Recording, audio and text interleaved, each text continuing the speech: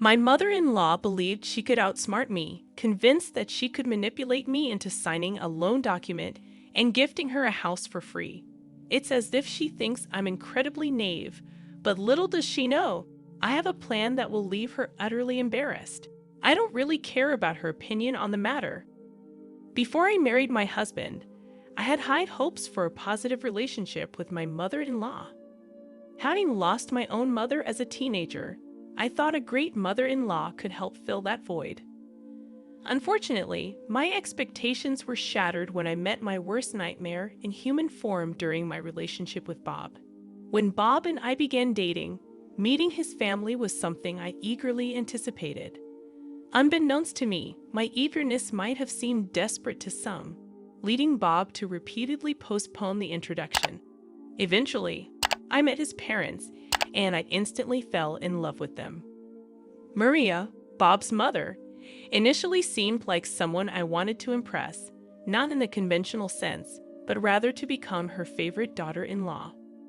From the third month of dating, Bob and I knew we were heading towards marriage due to our compatibility. Like me, Bob and his parents were born in Europe, but they were Americans proficient only in English. Bob had hinted a few times that his mother could become a burden in the future, but I dismissed the warnings. I genuinely cared for her and willingly helped with chores whenever she asked. My motivation stemmed from a desire to amend mistakes from my teenage years, during which my relationship with my own mother was strained. Despite Bob's warnings, I disregarded the possibility of being manipulated by his mother. I aimed to build a strong bond, having had failed attempts with older women in the past. Even when Bob cautioned me, I believed he simply wanted his mother to have some space. However, I started noticing signs that she might be taking advantage of our relationship. For instance, Bob's mother would intentionally neglect her dishes on the days she knew I would be visiting, hinting at a hidden agenda. Upon my arrival, I willingly took on the responsibility of doing the dishes and tidying up her chaotic kitchen. The same applied to grocery shopping. Adding to the complexity, Maria was disabled and relied on a limited disability check. Despite its inadequacy, she would frequently call me to borrow money. My inability to say no, coupled with my fear of being perceived as a bad person, led me to comply. Over the 2 years of Bob and I dating, my relationship with his mother flourished. Even when I sensed that she was taking advantage of me, I hesitated to stop my actions.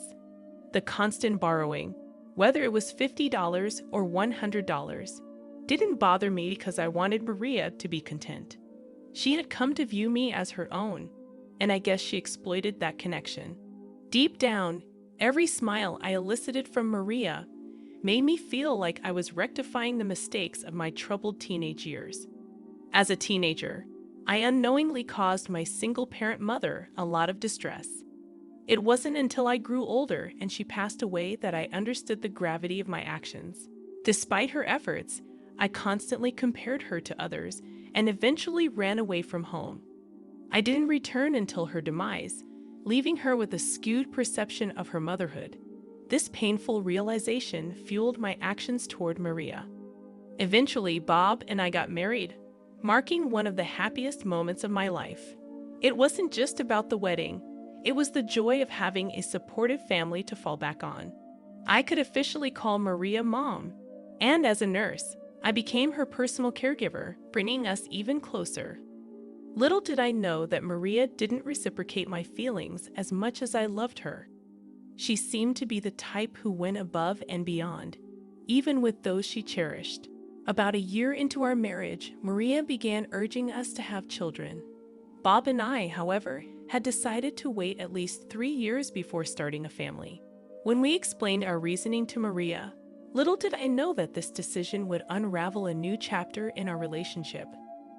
She vehemently opposed our decision, immediately presenting us with a litany of reasons why we should start a family sooner rather than later. At that time, Bob had been laid off from his job, placing the financial burden squarely on my shoulders. Despite our own challenges, Maria continued to call, requesting to borrow money. She often complained about the meager disability funds she received. In her texts, She acknowledged her debts and promised to repay as soon as she had the means. Strangely, I never bothered to keep track, lending money out of love rather than expecting repayment. Maria, however, consistently reminded me of the amounts she owed, perhaps attempting to reassure me of her intention to settle the debts. Initially, I thought Maria's insistence on us having children early would subside after we explained that we weren't ready. However, each visit to her house or dinner turned into an opportunity for her to bring up the topic. Initially tolerable, her persistence escalated to sending YouTube videos, baby pictures, and images of happy families. It became overwhelming, prompting me to confide in Bob. His attempt to address the issue only worsened it, as Maria began offering unsolicited advice, even recommending fertility doctors. Her assumptions reached a breaking point when she suggested I might be barren, throwing a tantrum. Frustrated by her incessant interference, I distanced myself. I reduced visits and limited phone calls to once or twice a week, ensuring Bob was present during our conversations. Fortunately, after 2 years of marriage, Maria seemed to grasp the gravity of her behavior. She accepted that we would start a family when we felt ready, not succumbing to her wishes. Even though our closeness had diminished, Maria remained in my thoughts, and I extended help whenever possible. By this time, she had recovered and resumed work, reducing her financial requests. About 4 months later, with Maria back at work, Bob secured a high-paying job in another country. Gradually, I found myself rekindling a closer connection with Maria. This time around, our relationship seemed to have transcended the need for favors, and she was now capable of handling tasks she couldn't before. While I had friends to hang out with, I believe that a mother holds a unique place in our lives, distinct from our friendships. Thinking that Maria no longer required my assistance, I was blindsided when I discovered her attempt to deceive me into signing her home loan papers. For weeks, she had been discussing a purchase, leading me to trust her without confirming the details. Initially, she mentioned needing my signature for a car, but one day, I stumbled upon a message on her phone that revealed the truth. The papers were not for a car, but for a home loan. Enraged, I contemplated confronting her immediately but feared the hurtful words that might ensue. Instead, I kept silent and left after she returned with snacks. Back at my apartment, I pondered ways to outsmart Maria and eventually devised a plan. I created a document in our country's native language, knowing she was proficient only in English and wouldn't understand its content. When Maria called, stating she had obtained the papers from the dealer and inviting me to sign them, I seized the opportunity. Carrying the bogus document, I requested a copy in my native language. Maria, unsuspecting, agreed. I left her house, claiming I needed to print the subtitled document, and returned minutes later with the fabricated paper I had prepared the previous night. Upon my return, I convinced Maria that we should both sign this document instead of the original home loan papers. Obligingly, she agreed. Rushing off to work in the afternoon, I promised to drop by later in the evening. When I returned to Maria's house that night, I anticipated her realization of the ruse, expecting her to send the papers back to the company. To my astonishment, her reaction was quite unexpected. I attended a small house party that Maria had organized, unaware that she was celebrating the successful signing of the house loan papers. She had invited her friends, and the atmosphere was filled with laughter and drinks. Little did I know, everyone in the room, except my father-in-law, was privy to Maria's deceptive act. Upon entering the house, I sensed that Maria wasn't thrilled to see me. Her attention was solely on her guests. To add insult to injury, they openly discussed the loan in my presence.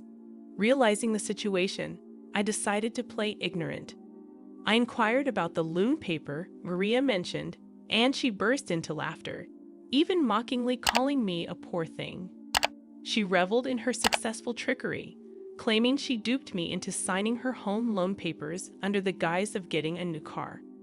I allowed her to revel in her moment of triumph for a brief moment before revealing that I was well aware of her deception. Even if I hadn't known Maria's intention, I would have figured it out the day I signed. After all, everything on the document was plainly written in English. I couldn't help but wonder how she planned to get my signature without me reading the document first. Opting for a more dignified response, I remained calm despite her attempts to provoke a reaction. To spoil her celebratory mood, I challenged Maria to translate a line from the document she held. Initially hesitant, she complied after sensing my determination. The first line revealed my awareness. I am attempting to deceive my daughter-in-law, but I've been busted because she already knows. As she read out the damning line, Maria's eyes widened in anger. Without wasting time, she erupted into a tirade, hurling insults and regretting her son's marriage to me. Her hurtful words cut deep, and I couldn't stand being humiliated in front of the guests. I fired back, asserting my innocence and refusing to be blamed for her deceptive actions. I harbored no regrets for exposing the truth, considering it a necessary lesson for Maria. Maria understood that convincing me to sign her home loan papers would be a challenge. Resorting to deception, she tricked me into signing them, thinking it was a clever move on her part. Unfortunately, this maneuver led to significant tension between Bob and me. Maria, likely playing the victim, must have informed Bob that I insulted and humiliated her in front of her friends. It has been a week, and Bob refuses to answer my calls or respond to messages. The frustrating part is that he hasn't heard my side of the story, and despite repeated attempts, all my calls go straight to voicemail. He was supposed to return home last weekend, but he hasn't, and there's been no communication. Despite feeling regretful about the strange situation with Bob, I stand by my decision not to regret exposing Maria's deception. The question I have is whether I am in the wrong for outsmarting Maria and responding assertively to her actions. Despite her being my mother-in-law and an elder, I couldn't let her manipulate the situation. I'm eager to hear your comments. Update number 1. I appreciate the comments on my original post.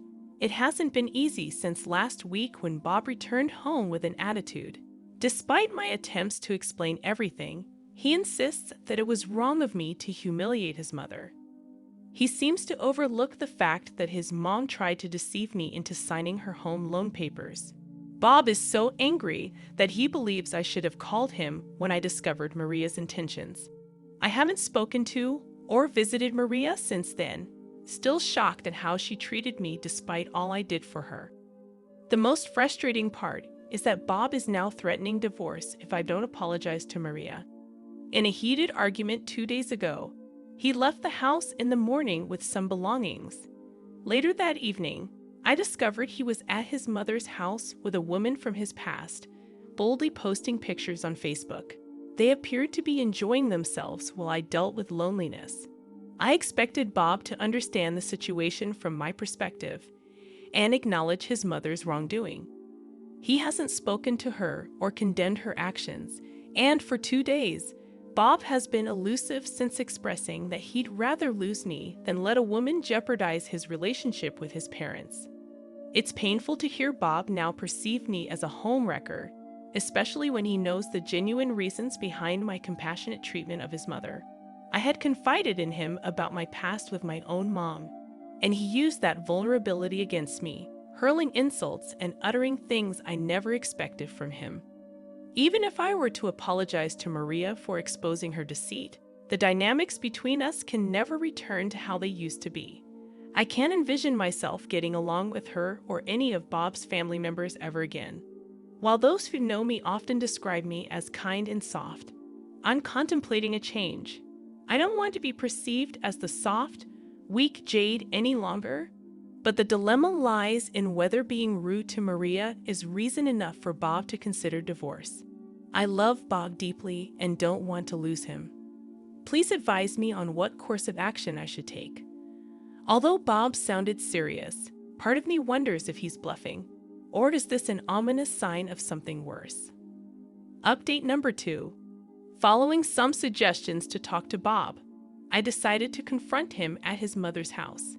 To my surprise, Lisa, Bob's ex-girlfriend, was there with him and his parents, evident from their laughter within.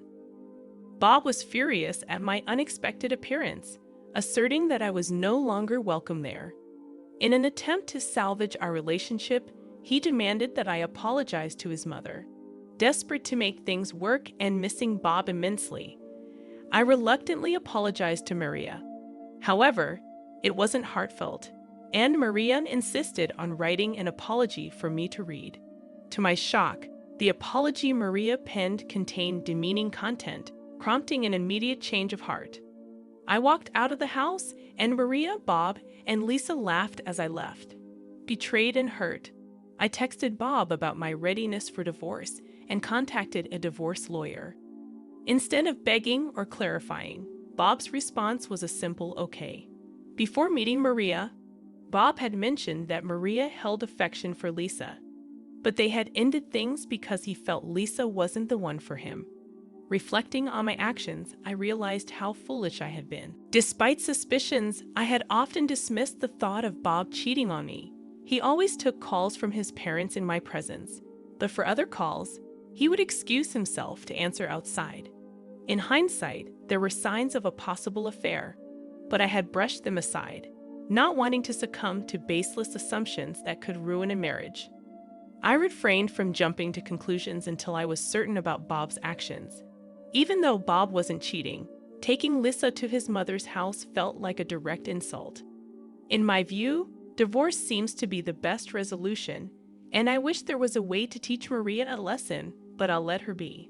Update number 3. I want to express my gratitude to all of you for your invaluable support. Among the numerous comments, the suggestion that stood out was to make Maria pay back all the money she borrowed. After gathering proof, I decided to sue her. Before filing the case, I messaged her, demanding repayment, but she didn't respond. I also texted Bob, and his dismissive response pushed me to proceed with the legal action. I filed the case and waited for Maria to be served. The sum she owed me exceeded $3,500, and I had evidence in the form of text messages. Maria's reaction upon being served was furious. She bombarded my phone with calls. I deliberately avoided answering.